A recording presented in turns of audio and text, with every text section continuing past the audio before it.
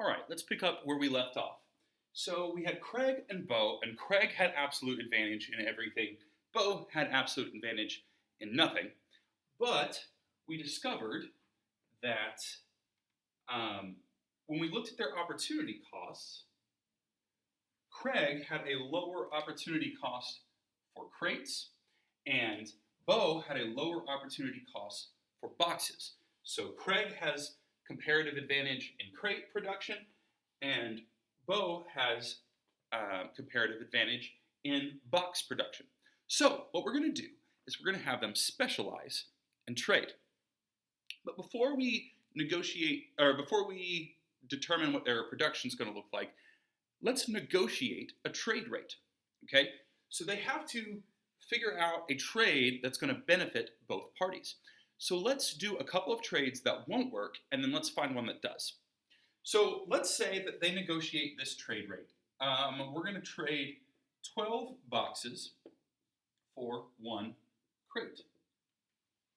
Now, Craig is making crates, and this is a great deal for Craig, because normally he has to,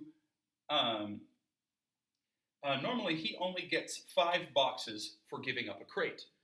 But now he's getting 12 boxes for giving up a crate. This is a huge win. He's gaining 7 extra boxes for every crate that he produces. This is awesome. Unfortunately, this trade is never going to happen because Bo, he only has to give up 10 boxes to get a crate. So now he would be giving up 12 boxes to get a crate. That's not going to work for Bo. So Bo is going to say, no deal. Okay, bad for Bo.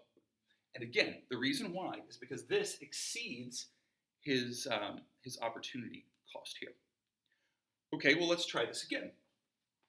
Let's say, okay, 3 boxes per crate. Well, now Bo is really excited. He goes, oh man, normally I have to pay 10 boxes to get a crate, and now I only have to pay 3. Okay, that's, this is a lot better. I'm saving 7 boxes per every crate that I buy.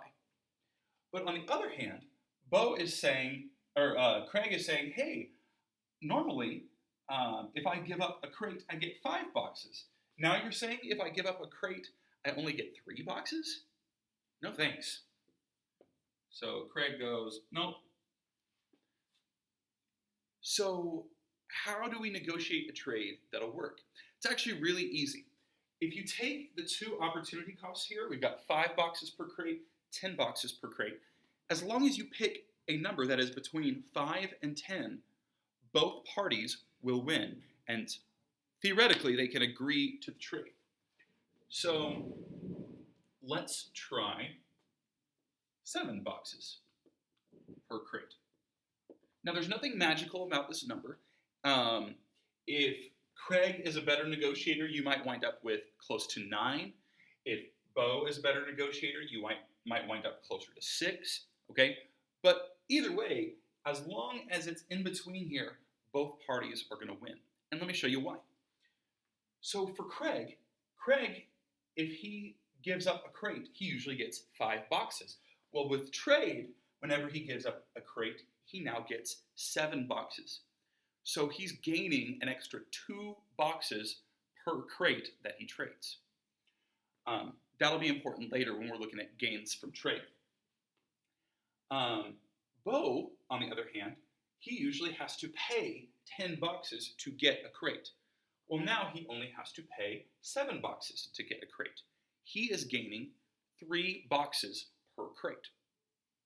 All right? So let's go ahead and say that this is going to be our trade rate. Well, before we can trade, we need to specialize our production. So now Craig is going to produce all crates, and Bo is going to produce all boxes. Okay? So now Bo is producing 50 boxes, and Craig is producing, 20 crates?